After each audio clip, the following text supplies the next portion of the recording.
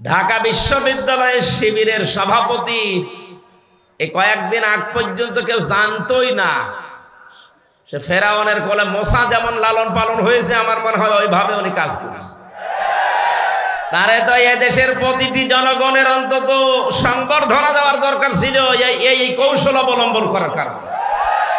আর না, অনেক মুনাফিক, অনেক জালেম এখন উল্টা পাল্টা ফতোয়া দিচ্ছে। হ্যাঁ, কেন? এতদিন তার পরিচয় গোপন ছিল, এতদিন মাথায় তুলে আপনি নাচিয়েছেন, এখন পরিচয়টা দেওয়ার পরে আপনার কি সমস্যা? কি আমি চাই এদেশে ছাত্র দল যেমন প্রতিষ্ঠিত হোক, আমি চাই এদেশে চরমনার আন্দোলনের যারা ছাত্র আছে, ইসলামী শাসনতন্ত্র আন্দোলনের ছাত্র যারা, তারা প্রতিষ্ঠিত হোক। আমি ওইভাবে আমার মন উদার, এজন্য চাই ইসলামী ছাত্র শিবির এদেশে ওইভাবে প্রতিষ্ঠিত হোক। আমার তো ছেলে নেই, আমার মেয়ে আছে। আমি চাই আমার মেয়েদেরকে মানুষের মতো মানুষ করার জন্য একটা সংগঠনের দেশে আমার মন মতো আছে, আমি ধাসে ধাসে পরীক্ষিত, সেটা ইসলামী ছাত্রী সংস্থা।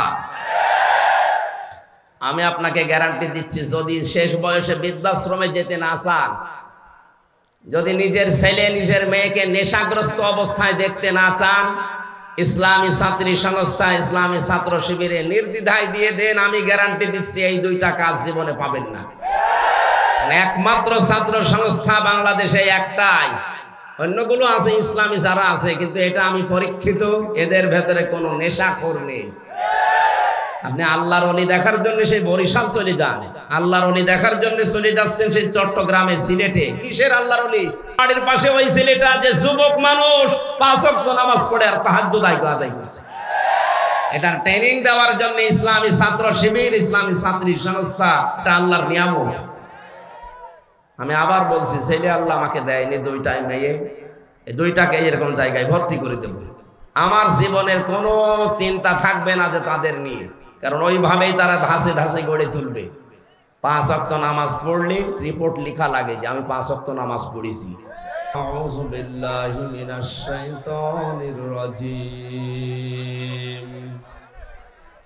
বিসমিল্লাহির রহমানির রহিম।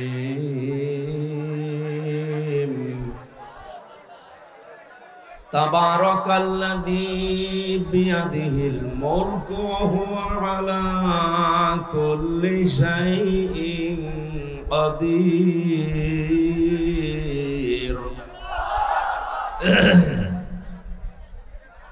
الذي خلق الموت والحياة ليبلوكم أيكم أحسن عملا وهو العزيز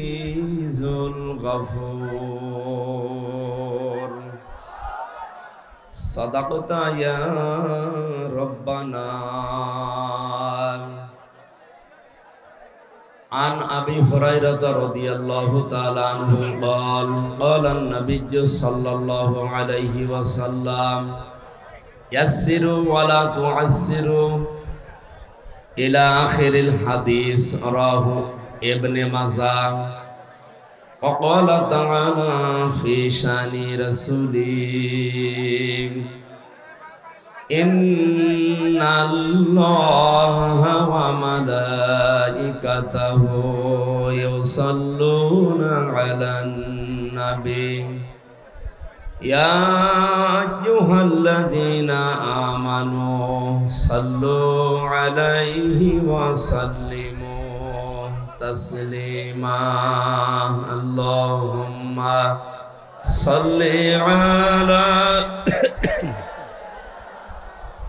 مولانا محمد وعلى آل سيدنا مولانا بلغ العلا بكماله كشف الدجى بجماله حسنت جميع خصاله صلوا عليه وآله. اللهم آمين. ربنا ظلمنا أنفسنا وإن لم تغفر لنا وترحمنا لنكونن من الخاسرين. বিশাল আসমানের মালিক, বিস্তীর্ণ জমিনের মালিক, এ বিশাল সৃষ্টির তুলনায় আমাদের এই হাত দুইটা বড় ছোট্ট। তোমার মুখের পবিত্র বাণী কোরআনে কারীম শোনার জন্যে আল্লাহ তাআলা এই প্রতিকূল পরিবেশেও বাড়ি ঘর ছেড়ে দিয়ে এই খোলা ময়দানে আমরা দাঁড়িয়ে বসে আছি। মেহেরবানি করে এটা নাজাতের ওসিলা বানিয়ে দাও। এ মাহফিলের আয়োজন যারা করেছে, কষ্ট করে যারা এসেছে, কিয়ামতে যখন বিচার হবে এটা আমাদের নাজাতের মাধ্যম বানিয়ে দিও আল্লাহ। या रब करम तो अगर करे ओ बात जुबा को जो दिल पर असर करे।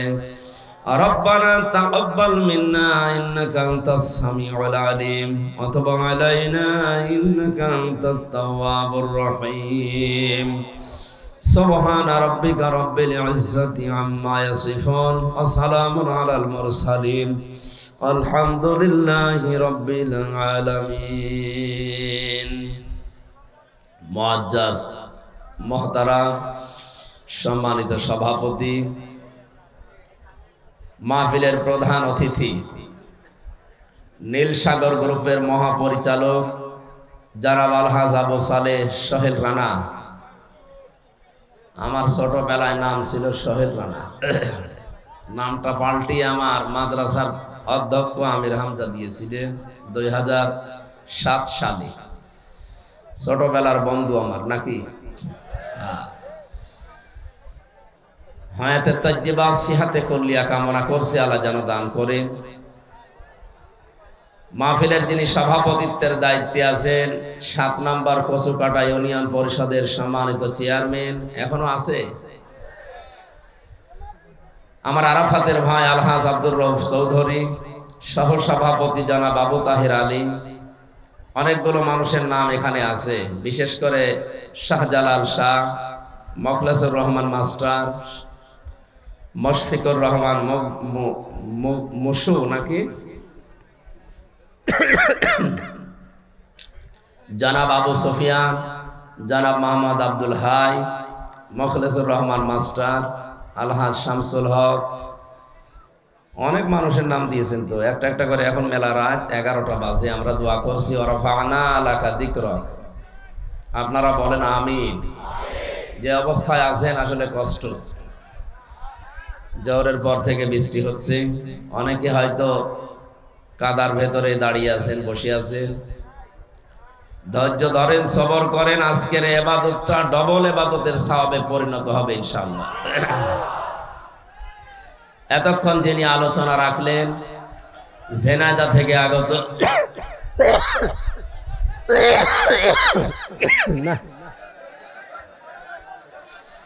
জনাব মাওলানা হাফিজুর রহমান জিহাদি, আলোচনা রেখেছেন আপনাদের পাশের জেলা দিনাজপুরের কৃতি সন্তান মাওলানা হারুনুর রশিদ, সম্মানিত পরিচালক জনাব নওশাদ হোসেন।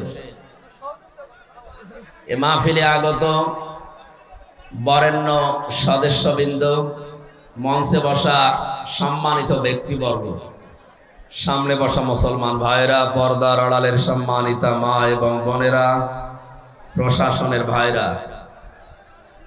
প্রাণ প্রিয় নীলফামারীবাসী, আল্লাহর দরবারে শুকরিয়া জানাচ্ছি যিনি আমাদেরকে কোরআনে কারীম শোনার জন্য এই মহাদুর্যোগের ভেতরেও বাড়ি থেকে নিয়ে আসলেন। বলেন আলহামদুলিল্লাহ। একটু মারামারি করেন, ওই যে পুলিশ আছে ধরিয়ে দেবো। আমি এর আগে এপ্রিল মাসের 29 তারিখে এসে এই পুলিশ ভাইদের ভয়ে পালিয়েছিলাম।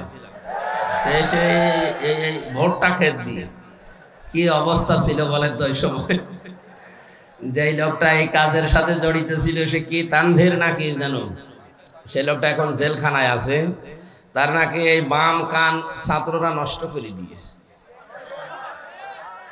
সুবহানাল্লাহ বলছি, কারণ এই লোকটার কারণে আমি ওই দিন এই হাজারো মানুষকে কোরআন শোনাতে পারিনি। আমার বাবার কথা শোনার জন্য এসেছিলাম, কোরআনের কথা শোনানোর জন্য আয়োজন ছিল, কিন্তু উনি কি কার ইশারায় কি করেছিলেন জানি না। যাদের ইশারায় করুক আমরা সব টের পেয়েছি। যাদের ইশারায় করেছিল সেই লোকও এখন লাল দালানি আছে। নাম রেখেছিল তো ভালো, আসাদুজ্জামান নূর। এর নামটা পুরা পাল্টিয়ে দেওয়া দরকার। না, শুধু ওসি সাহেবের দোষ ওই দিন ছিল না, আমি পরে খোঁজ নিয়েছি। ওনাকে দিয়ে এটা করাতে বাধ্য করেছিল যেই লোক, আমি তো নাম নিলামই তার। কোন মানুষ যখন পাপ করতে করতে একেবারে সর্বশেষ চূড়ায় পৌঁছিয়ে যায়, তাকে আল্লাহর হেদায়েত দেয় না। কথা বোঝেন? সারাটা জীবন জেনা ব্যভিচারে কাটিয়েছে, এই যে সিনেমা করা, নভেল নাটক করা, এ কি ভালো কাজ? সব সময় জেনার ভেতরে থাকা লাগে, পরনারীর দিকে আপনি সব সময় তাকিয়ে আছেন, তার হাত ধরছেন, আরো বাকিটা নাই নাই বললাম। এই সমস্ত কাজে সারা জীবন যে কাটিয়েছে, তারে আল্লাহ কোনোদিন ভালো বানায়? তারে তো হেদায়েত দেওয়ার আর কথা না। এই জন্য আল্লাহ তারে আর হেদায়েত দেবে না বলে আমরা মনে করি, কারণ আল্লাহু লা ইয়াহদিল কওমাজ জালিমিন, আল্লাহ জালেমদেরকে এখন পথ দেখাচ্ছেন না, ভবিষ্যতেও তিনি দেখাবেন না। যেহেতু বড় বড় জালেম যারা সবই পালিয়েছে, মাঝারি জালেম আর ছোট জালেম যারা ছিল, এরা এখন সব তওবা করে ফিরে আসতেছে। আজকেও দেখলাম এক জেলাতে প্রায় 250-র উপরে তাওবা করে কালেমা পড়ে মুসলমান হচ্ছে। মনে হচ্ছে যে ওরা এতদিন অন্য ধর্মে ছিল। আমার বংশের, আমি তো কুষ্টিয়ায় বাড়ি, আমার বংশের প্রায় 100 জনের 98 জন এই জালেমদের দোসর ছিল। আমি যে 3টা বছর জেলে ছিলাম, কোনোদিন তারা জিজ্ঞাসাও করে নাই আমার বাবার এই যে ছেলেটা জেলে আছে না কোথায় আছে। ওরা নাকি আরো টিপ্পনি কাটতো যে ঠিকই হয়েছে। অথচ 5 তারিখে আগস্টের বিকাল 5টা বাজার পরে দেখি সব কল দিচ্ছে, ভাতিজা কোথায়? আমি কুষ্টিয়ায়। আমরা সব মুসলমান হব। মুসলমান হব মানে আমরা সব এখন জামাতে ইসলামী করি।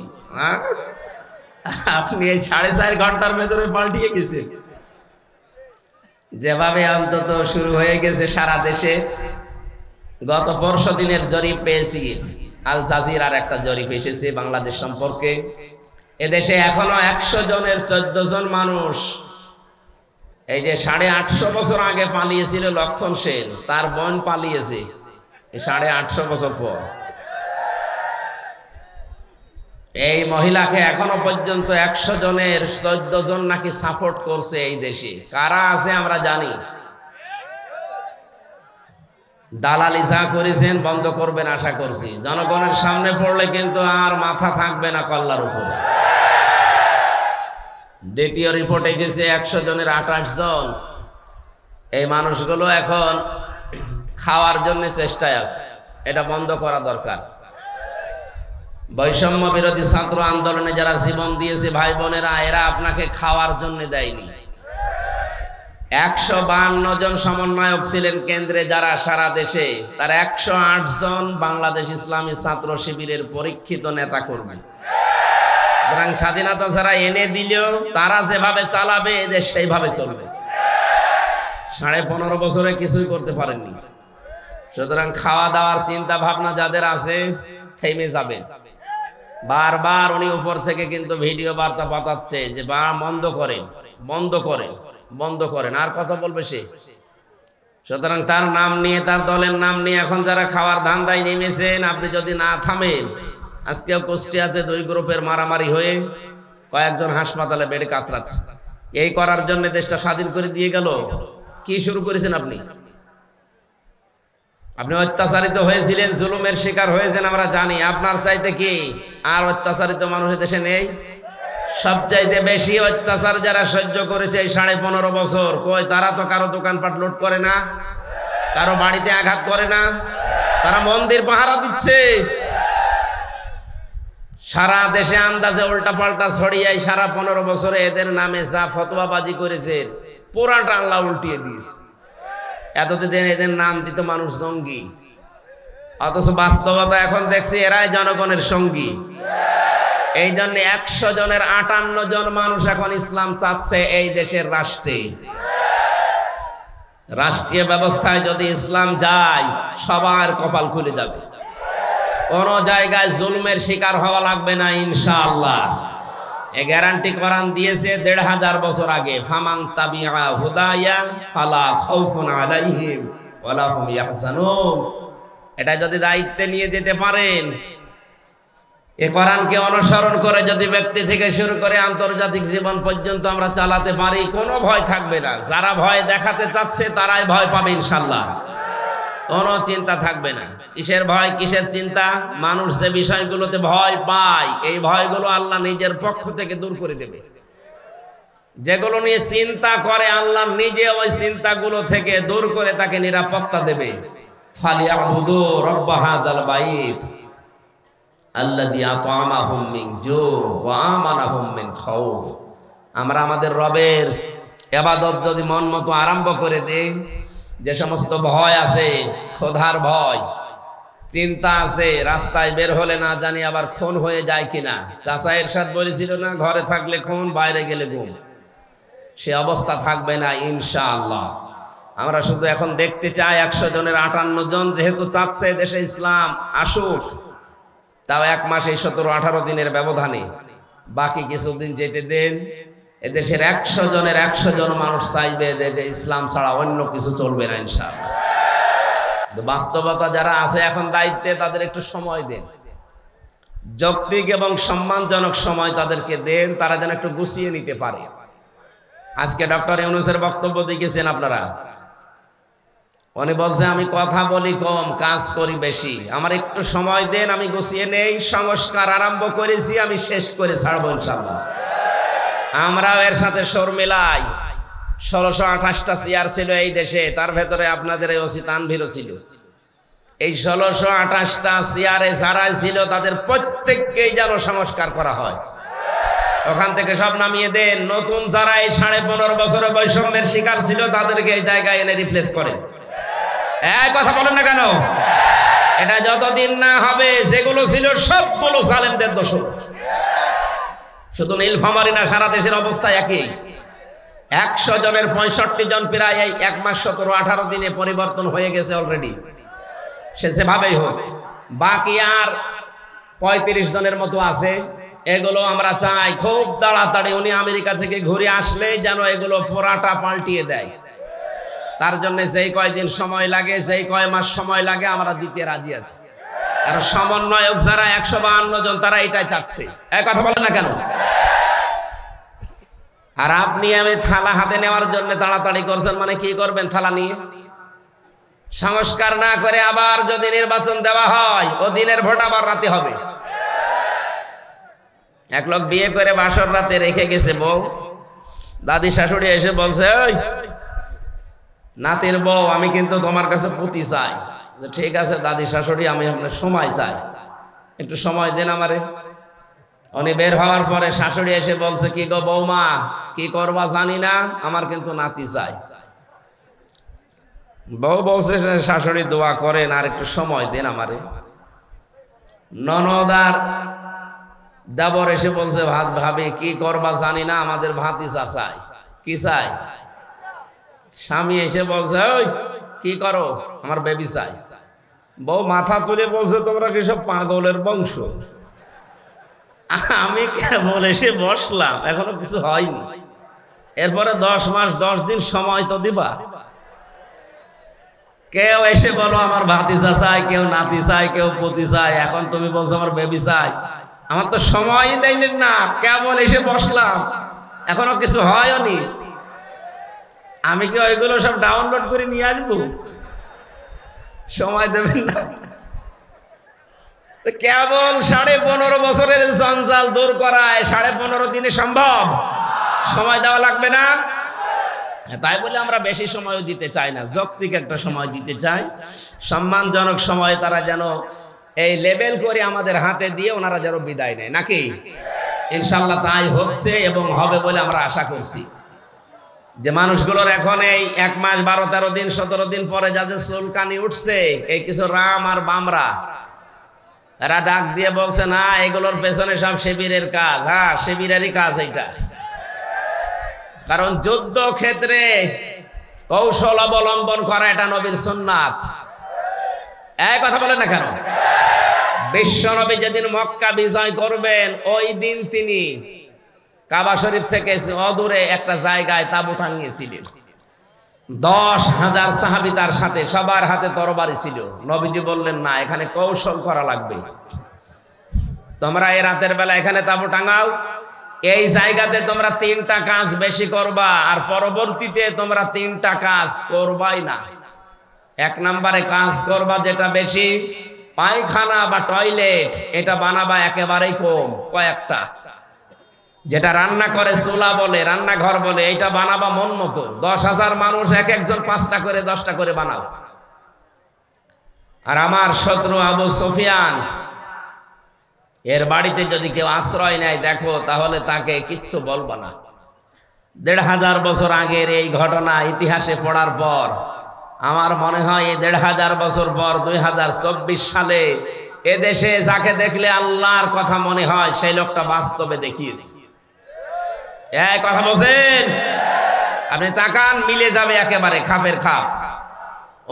আমি পরীক্ষিত এই কারণে বলছি, কয়েকদিন আগে আমার একটা শপথ ছিল কিন্তু হয়নি। 120টার উপরে আমরা প্রশ্ন দিয়েছি, পারিবারিক জীবন সম্পর্কে 20টার উপরে। আমি সারা দেশে কোরআনের ওয়াজ করে বেড়াই, অথচ আমি এ পরীক্ষায় পাশ করতে পারলাম না। আমার সিরিয়াল আবার পেছিয়ে দিয়েছি। তাহলে যারা পাশ করেছে ওরা যদি সত্যি পাশ করে থাকে, তারা কোন ধাঁচের মানুষ আপনি টের পাচ্ছেন না? নবীজি যা করেছিলেন আমার মনে হচ্ছে 1500 বছর পরে তাই করছে এই মানুষগুলো। এমনি এমনি আল্লাহ একেবারে সহজে বিজয় দিয়ে দিল। এর ভেতরে কত ঘাম, কত রক্ত, কত কৌশল, কত বুদ্ধি আপনি টের পাচ্ছেন? 15.5 বছর বহু চেষ্টা হয়েছে, কিচ্ছু হয়নি। জালেম আরো তার বৃদ্ধি বাড়িয়েছে। কথা বলেন। বিশ্ব নবী জানালেন তোমরা পায়খানা কম বানাবা আর চুলা বেশি বানাবা। ওই সময় আবু জেহেল তো আগেই মারা গেছে বদরে।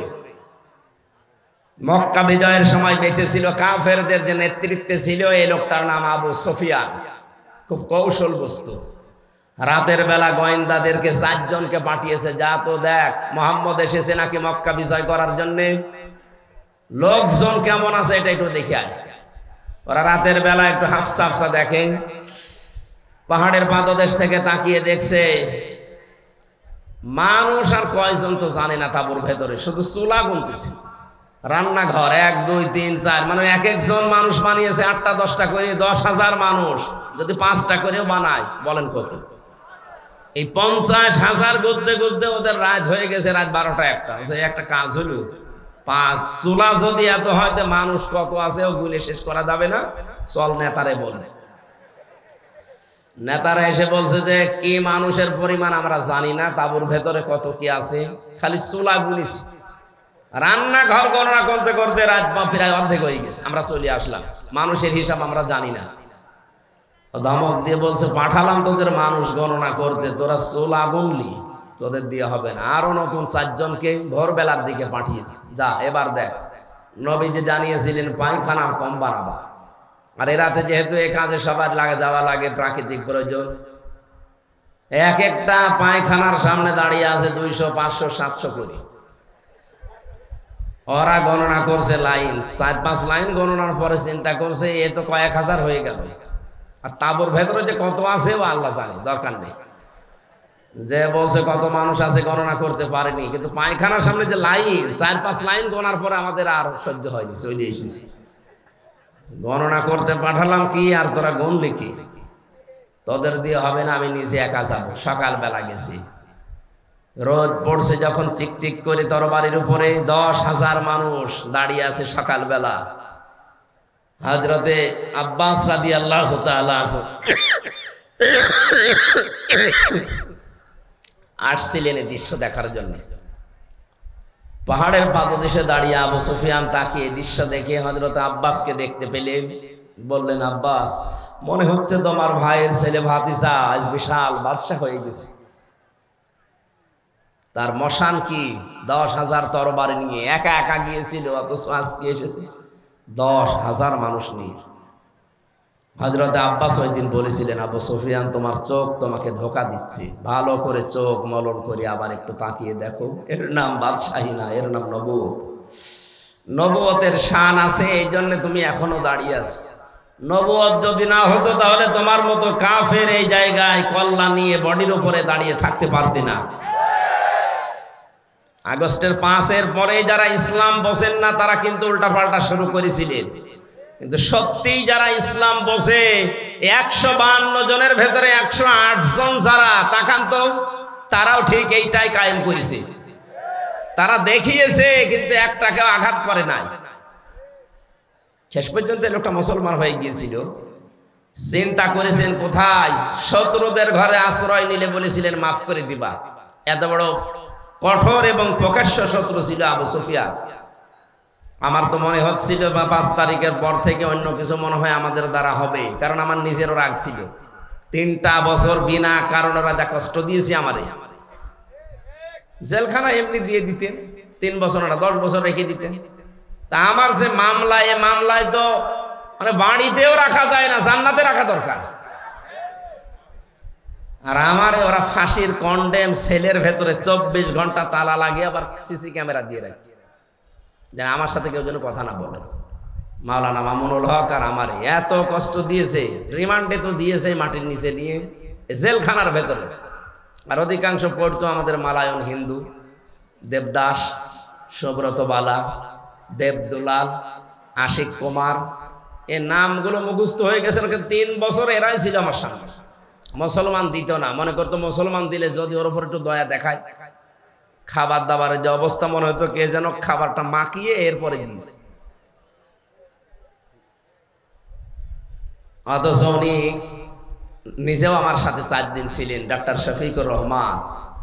এই লোকটা ঘোষণায় দিয়ে দিলেন যে আমরা আমার নিজের পক্ষ থেকে যা অত্যাচারিত হয়েছি, আমার দলের পক্ষ থেকে সব আল্লাহর জন্য মাফ করে দিলাম।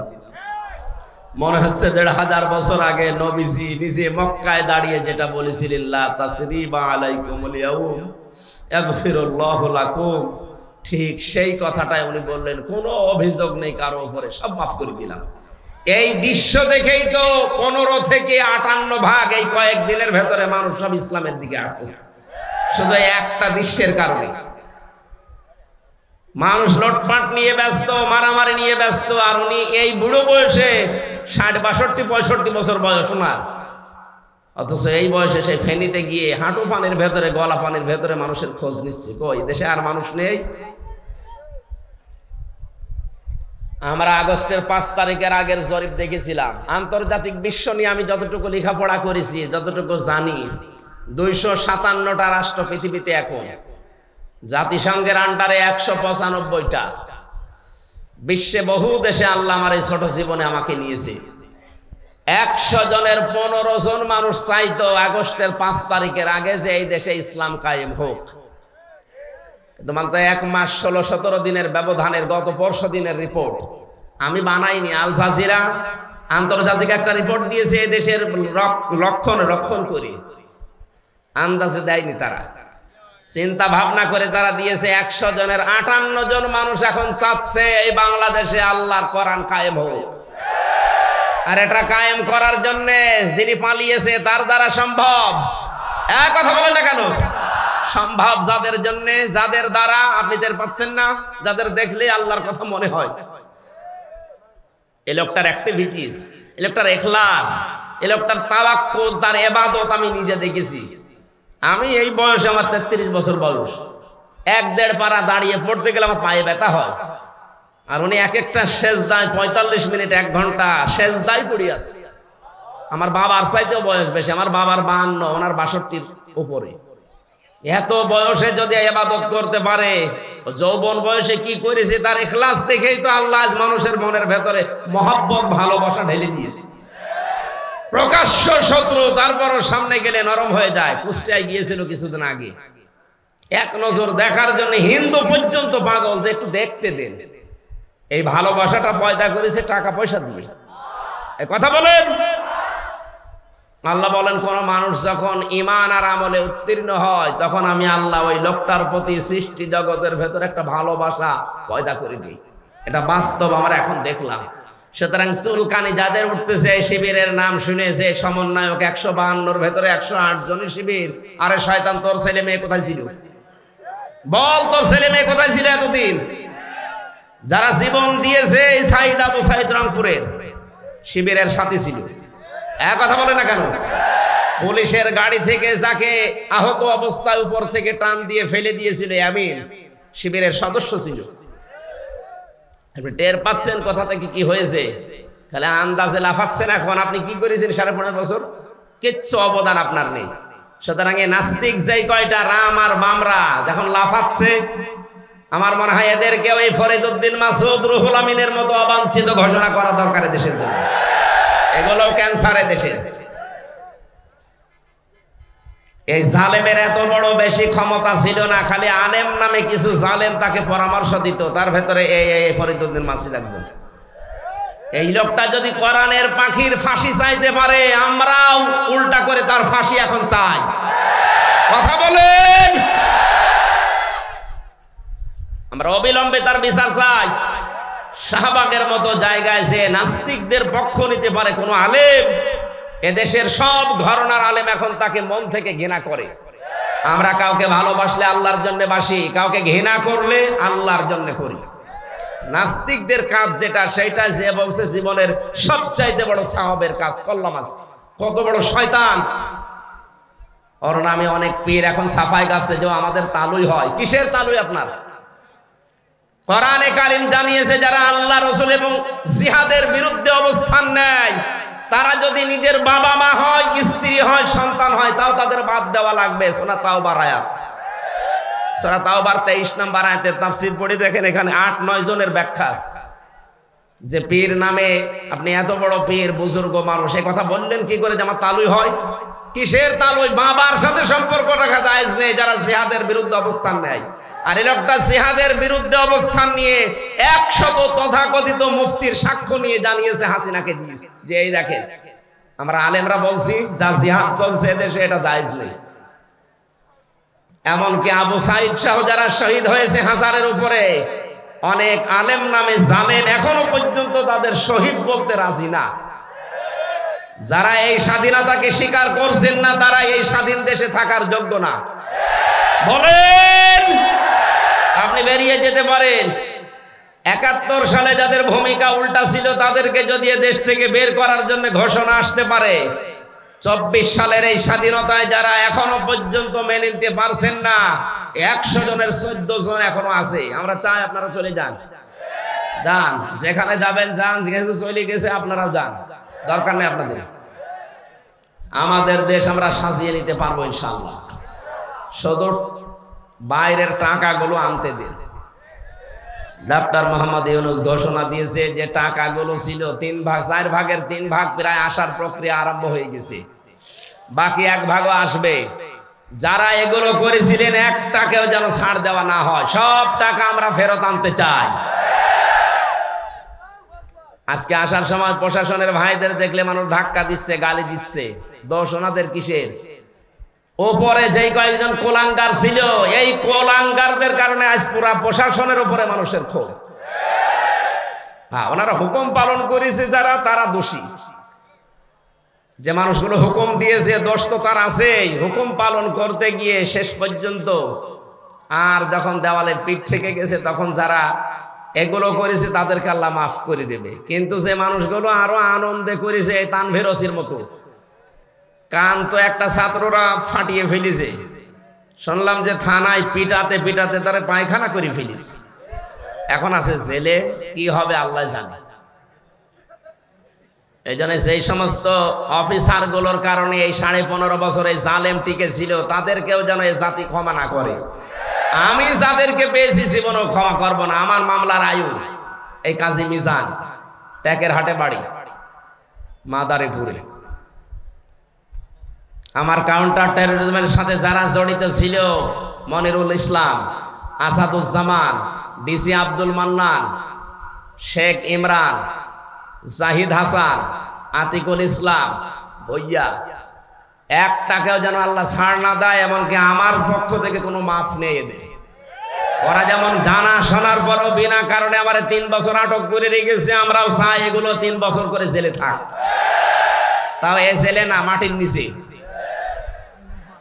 আয়না ঘর এখন আর আছে? হ্যাঁ আছে, ওটা জাদুঘর হিসাবে রাখা হবে। সমন্বয়কদের ভেতরে অন্যতম এখন উপদেষ্টা যিনি আসিফ মাহমুদ ভইয়া ঘোষণা দিয়েছে আয়না ঘর ভাঙা হবে না, ওইভাবে থাকবে। সারা বিশ্ব থেকে মানুষ যারা পর্যটক আসবে, তারা যেন জানে যে এই দেশে একজন জালেম আছিল। ও যে জালেম, কারো বলতে কোনো দ্বিধা আছে? জালেমকে কেউ যদি জালেম না বলে সেও জালেম। এমনকি জেনে শুনে কেউ যদি জালেমের পক্ষ নেয়, নবীজি বলেন সে আমার উম্মত থেকে খারিজ হয়ে যায়। এবার আপনি কি করবেন, আপনার সিদ্ধান্ত। প্রকাশ্য যে লোকটা জুলুম করেছে, নিজের উপরে জুলুম করেছে, পরিবারের উপরে, সমাজের উপরে, জনগণের উপরে, জালেমদের কোনো ক্ষমা আমরা করলেও হবে না, কারণ আল্লাহ নিজে মামলা দেবে জালেমের বিরুদ্ধে।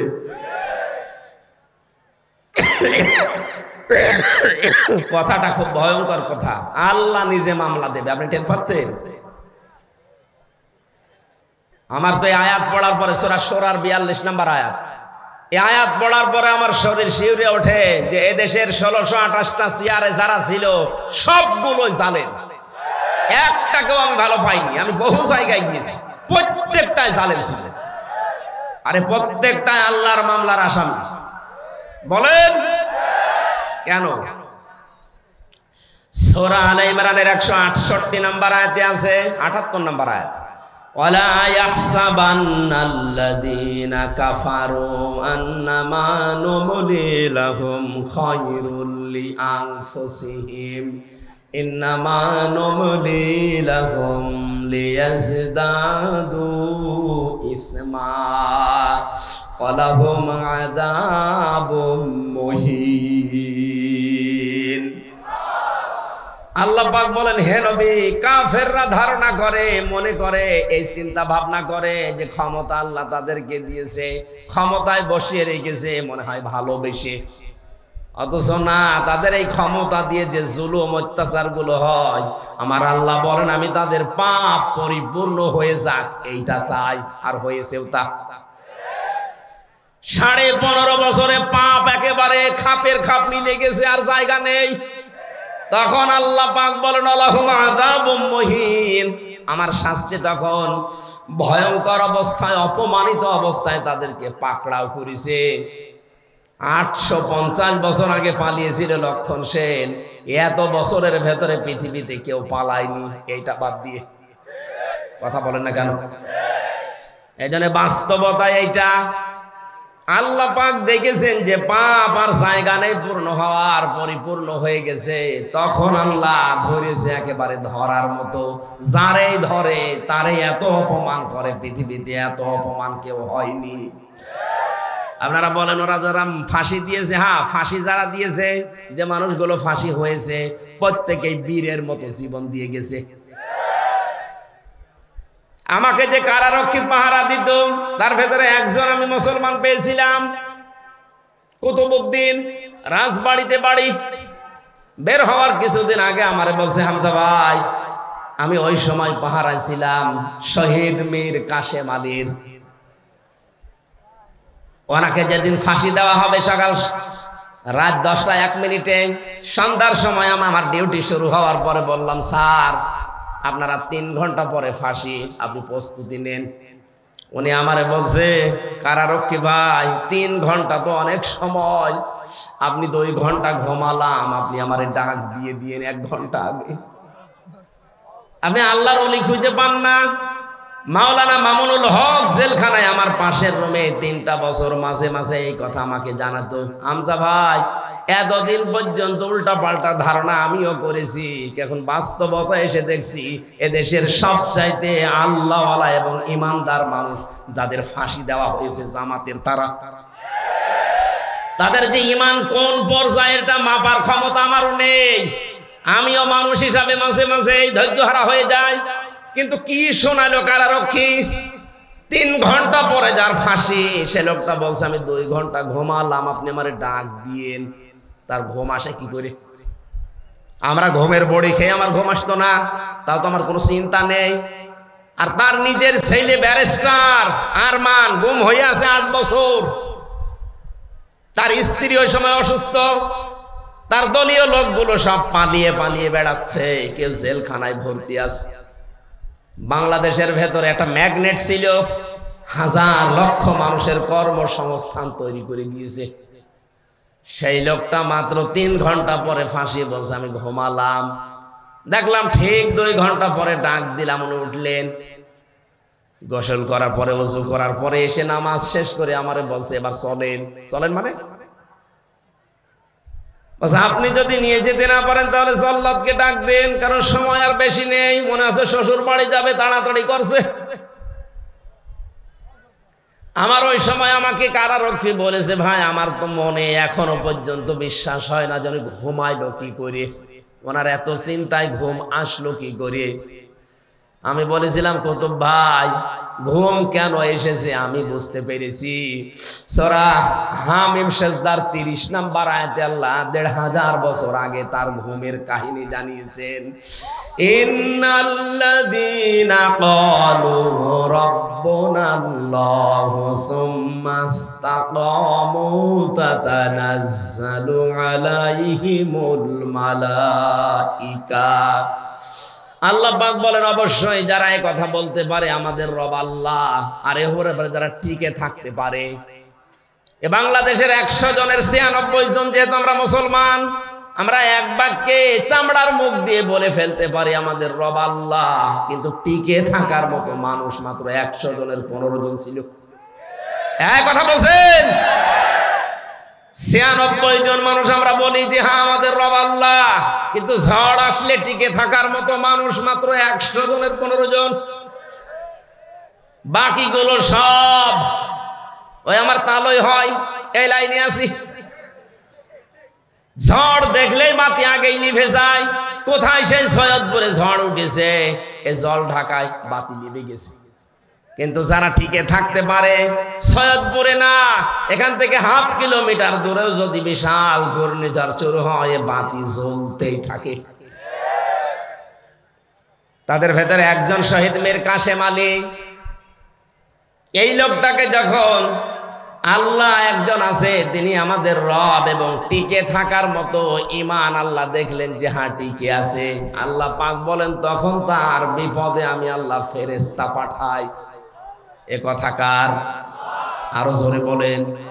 এটা যে প্রমাণ হয়েছে এই দেশে, সেই কথাটাই শোনালাম। কেন ওই লোকটা ওই সময় এ কথা বললো যে আমি 2 ঘন্টা ঘুমাই? আপনি কি স্বাভাবিক মনে করছেন? বলতে আমার যত সহজ লাগছে, বিষয়টা এত সহজ না, কারণ আমি নিজে তো পরীক্ষিত। ঘুমের পাওয়ার আলা বড়ি খাওয়ার পরেও আমার ঘুম আসতো না, আর তার বিনা চিন্তায়, কোনো চিন্তাই নেই। আমার তো মনে হচ্ছিল যে আল্লাহ যেন নিজে ফেরেশতা পাঠিয়ে তার কানের কাছে এই কথা শোনাচ্ছে, আল্লাহ তাখাফু ওয়ালা তাহজানু, কোনো ভয় নেই, কোনো চিন্তা নেই। আয়াতের তাফসীর পড়তে গিয়ে আমি 2টা বিষয় পেয়েছি। ফেরেশতারা আসার পরে কানের কাছে মুখ নিয়ে জানাতে থাকে, মীর কাশেম আলী ভয় পাবেন না। কিসের জন্য ভয় করেন আপনি? ওই যে জান্নাত দেখা যাচ্ছে, ওয়াবশিরু বিল জান্নাহ। 2 নম্বরে ভয় নেই, চিন্তাও নেই। কিসের চিন্তা? হয়তো আপনার ছেলে ব্যারিস্টার গুম হয়ে আছে, এই চিন্তা হতে পারে। আপনার দ্বারা লক্ষ লক্ষ মানুষের কর্মসংস্থান তৈরি হয়েছে, তাদের কি হবে এই চিন্তা হতে পারে। কারণ বাতিলরা সবগুলো 2 নাম্বারই করে নিয়ে নিয়েছে। এই যে ইসলামী ব্যাংক, এই কথা বলছে না কাজ, যতগুলো প্রতিষ্ঠান তিনি বানিয়েছিলেন ইবনে সিনা সহ, অধিকাংশগুলোই বিভিন্ন কায়দা কৌশলে বাতিলরা সব নিজের মন মতো নিয়েছে। এখন আল্লাহ পাক আবার সময় দিয়েছে, এগুলো সব আস্তে আস্তে এরা ফেরত পাচ্ছে। ইসলামী ব্যাংক এখন আবার দাঁড়িয়ে যাবে, কারণ যত টাকা আপনি আত্মসাৎ করেছেন সব এখন ফেরত নেওয়া হচ্ছে।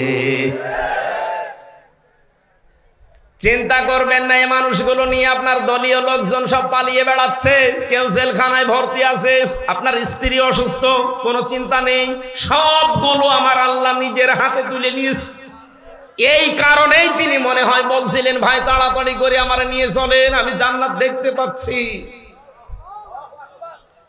আল্লাহর ওলি আমরা খোঁজার জন্য কত জায়গায় টাকা পয়সা খরচ করি, এ মানুষগুলোর অ্যাক্টিভিটিস আমি নিজে দেখতে পেয়েছি, এই কারণে শোনালাম। আল্লাতী কুনতুম তুআদুন, যার ওয়াদা আল্লাহ নিজে করেছেন, নাহানু আউলিয়াউকুম ফিল হায়াতিদ দুনিয়া ওয়া ফিল আখিরাহ। ফেরেশতারা যেন এসে বলে, আমরা আপনাদের বন্ধু ছিলাম দুনিয়ায়, বন্ধুই যদি না হবে, মাত্র 1000-এর উপরে জীবন দিয়ে গেল কিছুদিন আগে, আমার তো মনে হচ্ছে শুধু শহীদ আবু সাইদ না, রায়হান, মুগ্ধ, ইয়ামিন না, এদের সাথে আল্লাহ আবাবিল পাঠিয়েছিলেন। কয়েক ঘন্টার ব্যবধানে যে এত পরিবর্তন হয়ে যাবে। কুষ্টিয়াতে আমার সামনে 5 তারিখে 14 জন মারা গেছে, একটার আগে 1:30টার সময় যখন উনি পালাচ্ছে শুনলাম, কে যেন আমাকে জানিয়েছে। পরবর্তীতে শুনলাম যে ওর পরে আরো 2 জন মারা গেছে, 16 জন। ওই পর্যন্ত যারা গুলি চালিয়েছিলেন তাদের কোনো ক্ষমা নেই। তার ভেতরে একজন ছিল আমার বাড়ির নিচে। ওরে যদি জনগণ পায় কুষ্টিয়াতে পিটিয়ে মেরে ফেলবে। আপনি তো নিজেও জানতেন যে উনি পালিয়েছেন 1:30টার সময়, 4টা পর্যন্ত গুলি চালালেন কার হুকুমে বলেন? বাড়িতে এসে দেখলাম যে তালা মারা, উনি নেই, আজও নেই, কালও নেই, কোথায় গেছে ও জানে, ওর আল্লাহ জানে। আমি যে কথা বলার জন্য ছোট্ট কাহিনীটা বললাম, সত্যি কোন মানুষ যদি আল্লাহকে রব বলার পরে টিকে থাকতে পারে, মহান আল্লাহ তাকে যে সাহায্য করে জমিনে, এটা আমরা নিজে দেখেছি। এই জন্য আমাদের ঈমান যা ছিল আল্লাহ আরো বাড়িয়ে দিয়েছেন, বলেন আমিন। এটা যেন টিকে থাকে। আমরা মুনাফিকি করতে চাই না। এই দেশ এখন ইসলামপন্থীদের হাতে সবচাইতে বড় নিরাপদ, এটা প্রমাণ হয়ে গেছে। ইসলাম যাদের কাছে নেই তাদের কাছে দেশ নিরাপদ না। তারা সুযোগ পেলে মারিং কাটিং করবে, বেঁচেও দিতে পারে।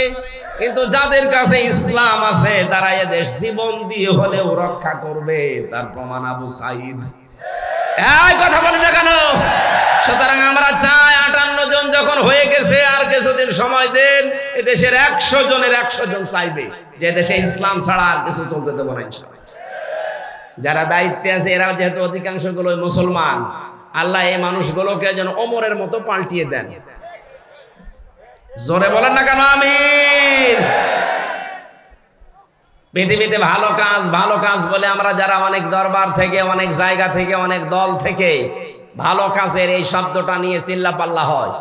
ভালো কাজ কোনটা, এইটা আজকে কোরআন দিয়ে আমরা জানবো। এরপরে সামনে আমাদের জীবন ওই ভালো কাজে লাগাবো ইনশাআল্লাহ।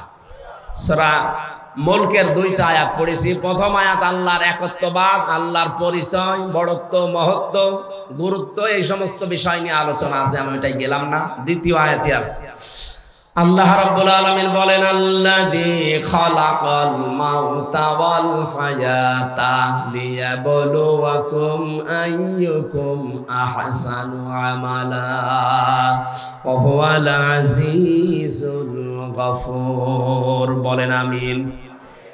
রাব্বুল আলামিন বলেন সূরা মুলকের 2 নম্বর আয়াতে, তিনি সে আল্লাহ যিনি তোমাদের মউত আর হায়াত বানিয়েছেন একটা পরীক্ষা করার জন্য, যে সবচাইতে বেশি ভালো কাজ করে তার কাছে যেতে পারে। আমরা যেহেতু সবাই যাওয়া লাগবে, এটা আপনি যেতে চান আর না চান যাওয়াই লাগবে, এটাই ফাইনাল। কথা বলেন। যাওয়ার আগে আল্লাহ দেখতে চাই আইয়ুকুম আহসানু আমালা, সবচাইতে ভালো কাজকে তার কাছে নিয়ে যেতে পারে। আল্লাহ চান না, তিনি ভালো কাজ চান। তাফসীর পড়তে গিয়ে আয়াতের তাফসীরে হক্কানিতে পেয়েছি, কোন মানুষ যদি কোন কাজকে ভালো কাজ হিসাবে রূপ দিতে চায়, 4টা বিষয় লাগবে। আপনি আমি ভালো কাজ মনে করে করলে ওটা ভালো হবে না। ওটার শর্ত কয়টা? 4টা। বলেন বলেন। 1 নম্বরে ভালো কাজ করতে হলে ওই বিষয়ে জ্ঞান লাগবে, যেটা আরবিতে এলেম বলে। যে কোনো কাজ করার আগে ওই বিষয়ের জ্ঞান অর্জন করা লাগবে আগে। 2 নম্বরে আপনার নিয়ত হওয়া লাগবে পরিশুদ্ধ। দুনিয়ার মানুষকে দেখে ভালো বলবে, কে খারাপ বলবে না। এই কাজটা আমি করছি আমার মালিকের জন্য। জোরে বলেন আল্লাহু আকবার। 3 নম্বরে এই কাজ করতে গেলে যদি বাধা বিপত্তি আসে, ধৈর্য ধারণ করা লাগবে। 4 নম্বরে এই কাজের ভেতরে ইখলাস লাগবে। বলেন কি লাগবে? এই 4টা বিষয় আমি বাস্তবে অনেকের ভেতরে পাচ্ছি, এজন্য তাদের কাজগুলো আমার কাছে ভালো মনে হয়। আজ দেখেন এই দেশে কত মানুষ কত কাজ করার পরে ভালো কাজ বলে চালিয়ে দিচ্ছে, কিন্তু কাজটা সম্পর্কে সঠিকভাবে তথ্য জানা না থাকার কারণে কাজটা হওয়ার আগেই ভেঙে পড়ছে। কুষ্টিয়ায় মেডিকেল কলেজ বানিয়েছে। আমি যখন জেলখানায় ছিলাম পত্রিকায় দেখলাম নাকি ছাদ ভেঙে পড়ে একজন অসুস্থ আহত অবস্থা। দেখেন কাজটার জন্য কত কোটি টাকা বাজেট হয়েছিল, কিন্তু ভালো কাজ হয়নি। রডের বদলে হয়তো বাঁশ দিয়েছিল। কথা বলেন না কেন? আল্লাহ আপনার কাছে বেশি কাজ চান না, আল্লাহ চান ভালো কাজ। বলেন তো কি কাজ? ভালো কাজের প্রথম শর্ত ওই বিষয়ে জ্ঞান লাগবে। বাংলাদেশ জামাত ইসলামী আর ইসলামী ছাত্র শিবির, ইসলামী ছাত্রী সংস্থা, আমি যা দেখেছি বাস্তবে এইটাই চাচ্ছে। যাকে যেই লাইনে উঠাতে চায় ওই লাইনের অভিজ্ঞ করে তুলে দিচ্ছে। আপনি বিচারপতির লাইনে, অ্যাডভোকেটের লাইনে, আইনজীবীদের লাইনে, ডাক্তারের লাইনে, ব্যবসায়ীর লাইনে, যে লাইন বলেন আপনি তাকান। জামাত ইসলামী শিবিরের লোক যে লাইনে আছে দেখবেন ওই বিষয় খুব অভিজ্ঞ। আমি তো তাই পেয়েছি। অ্যাডভোকেটদের ভেতরে এখন সারা দেশে একজনের নাম শোনা যায় বেশি, অ্যাডভোকেট শিশির মুনির। শিবিরের কেন্দ্রীয় সেক্রেটারি ছিল। সুবহানাল্লাহ বলতে পারেন নাই? অন্য কত বড় বড় দলের রাজনৈতিক দলের কেন্দ্রীয় সেক্রেটারি সভাপতি তো আমরা দেখতে পাচ্ছি, তাদের এখন সব থৈলের বিড়াল বের হচ্ছে। শরীয়তপুরের একজন নাম নিলাম না, সে ছিল বাংলাদেশ ছাত্রলীগের সভাপতি। তার যে কত টাকা এই 15 বছরের ভেতরে হয়েছে সে জানি আর আল্লাহ জানে। কোন এই মানুষগুলো দায়িত্ব পায়নি কোনোদিন। এদেরকে আপনি একটু দিয়ে দেখেন তো, যার 10,000 টাকা নিয়ে দায়িত্ব দিয়েছেন 20 বছর পালন করার পরে 11,000 হবে না, 10,000-এর চাইতে আরো কমবে। কারণ এই কাজের অভিজ্ঞতা তাদের সবচাইতে বেশি। চিকিৎসা বিভাগের দিকে তাকান, আমি তাকিয়ে দেখেছি ফরিদপুরের ডাক্তার শাহিন জাদ্দার, খুলনার ডাক্তার মতিয়ার রহমান, চট্টগ্রামের ডাক্তার আশিকুর রহমান, যতগুলো ডক্টর আমরা পাচ্ছি সব এই বিষয়ের এক একজন সর্বোচ্চ অভিজ্ঞতা সম্পন্ন। ডাক্তার মতিয়ার রহমানের নাম বললাম, সারা পৃথিবীর ভেতরে 8 জনের নাম পেয়েছি আমরা, যে মানুষগুলো অপারেশন করা ছাড়া কম্পিউটারের মাধ্যমে পিত্তথলির পাথর বের করার অভিজ্ঞতা সবচাইতে বেশি। শুধু বাংলাদেশ না, সারা পৃথিবীর ভেতরে, তার ভেতর উনি একজন। এই মানুষগুলো সব এখান থেকে তৈরি হওয়া। এজন্য ভালো কাজ যদি আমরা করতে চাই আগে ওই বিষয়ের অভিজ্ঞতা থাকা লাগবে, আমাদের এলেম থাকা লাগবে, জ্ঞান থাকা লাগবে। 2 নম্বরে কি বললাম? এলেম থাকলেই হবে না, ওই বিষয়ে নিয়ত ঠিক করা লাগবে। বাস্তবে আমি যতটুকু ওয়াজ করছি আমি দেখতে পাচ্ছি এদের নিয়ত 100-তে 100 ভাগ সহি। 3 নম্বরে ধৈর্য ধারণ করা, এটাও আমি পেয়েছি। টিকে থাকতে গিয়ে 15.5 বছরে কত ধৈর্যের পরীক্ষা যে দেওয়া লেগেছে ওই জায়গাগুলোতে, আপনি হয়তো বাস্তবে টের পাননি, আমি নিজে টের পেয়েছি। বৈষম্য বিরোধী ছাত্র আন্দোলন এমনি শুরু হয়নি। 15.5 বছরে ফার্স্ট ক্লাস ফার্স্ট হওয়ার পরেও 80 রোল নাম্বার সে জায়গায় চলে যায় টাকা দিয়ে, আর 1 রোল নাম্বার সে চলে যায় একেবারে পেছনের লাইনে। এই কারণে আন্দোলন আরম্ভ হয়েছিল। সুতরাং ধৈর্যের পরীক্ষায় তারা উত্তীর্ণ হয়ে গেছে। 4 নম্বরে যেটা ইখলাস, এটা আমার ছাড়া তো আপনি বেশি বুঝবেন না, আমি তো নিজে পরীক্ষা করে দেখছি ইখলাস কার ভেতরে বেশি। এমন একটা দলের নাম বলছি যে দলে লক্ষ লক্ষ মানুষ এই দেশে এখন, কিন্তু একটা বেনামাজি নেই। সুবহানাল্লাহ বলতে পারেন না? একটা দুর্নীতি করেছে এমন প্রমাণ নেই, অথচ তারা রাষ্ট্রের বড় বড় দায়িত্ব পালন করেছে। চরিত্রহীন নেই, জেনাখোর নেই, এমনকি বিড়ি খায় এমন মানুষ এই দলে নেই। এর চাইতে আস্থার জায়গা যদি কোনো জায়গায় পান আপনি আমারে নিয়ে চলেন, আমি সেখানে যাব। কিন্তু এর চাইতে আস্থার জায়গা যদি না থাকে, আহ্বান জানাচ্ছি ফিরে আসেন। বলবেন যে আমরা তো দাওয়াত দেয়নি, দাওয়াত দিয়ে গেলাম। এরপরে যদি আপনি দাওয়াত না মেনে উল্টার দিকে যান, এটা আপনার কপালে আগুন লাগবে, আমার আর কিছু করার নেই। আল্লাহ আমাদের মওজুদ আর হায়াত বানিয়ে পাঠিয়েছিলেন ভালো কাজ করার জন্য। 2 নম্বর ব্যাখ্যায় আসছি, এ পৃথিবীতে সবচাইতে ভালো কাজ আল্লাহ পাক যাকে জানিয়েছেন তিনি আমাদের রাসূল। কথা বলেন না কেন? রাসূলের কাছ থেকে ভালো কাজটা যারা শিখেছে তারা হচ্ছে সাহাবায়ে কেরাম। বলেন, সাহাবায়ে কেরামের দিকে তাকান, তারা সবচাইতে ভালো কাজ বুঝতো এই জমিনে আল্লাহর বিধান কায়েম করা। এই জন্য মাঝ মুআব্বিজের মতো মাত্র 12 বছর 13 বছরের বালক ভালো কাজ এটা জানার পরে নিজের গোড়মুড়িকে উঁচু করে জিহাদের ময়দানে যাবার জন্য চেষ্টা চালিয়েছে। যেহেতু এটা এখন ভালো কাজ পৃথিবীতে, আমরা চাই আল্লাহর এই জমিনে 56,000 বর্গ মাইলে আল্লাহর বিধান কি করে কায়েম করা যায় সে চেষ্টা করা, এটা ভালো কাজ। এটা কি কাজ? এর জন্য যদি সময় দেওয়া লাগে, এর জন্য যদি টাকা পয়সা খরচ করা লাগে, এই ভালো কাজ করতে রাজি আছেন না নেই? আজ 53 বছর বাবা চালিয়েছে, স্বামী চালিয়েছে, চাচা চালিয়েছে, বোন চালিয়েছে, ম্যাডাম চালিয়েছে, শুধু এখন দেখতে বাকি আছে আল্লাহর এই কোরআন দিয়ে দেশ চললে কেমন দেখা যায়। আমার বড় আশা এটা দিয়ে বাংলাদেশ চলছে, এটা যেন আমি দেখে মরতে পারি। কারা কারা এটা চান দেখি? লিল্লাহে তাকবীর।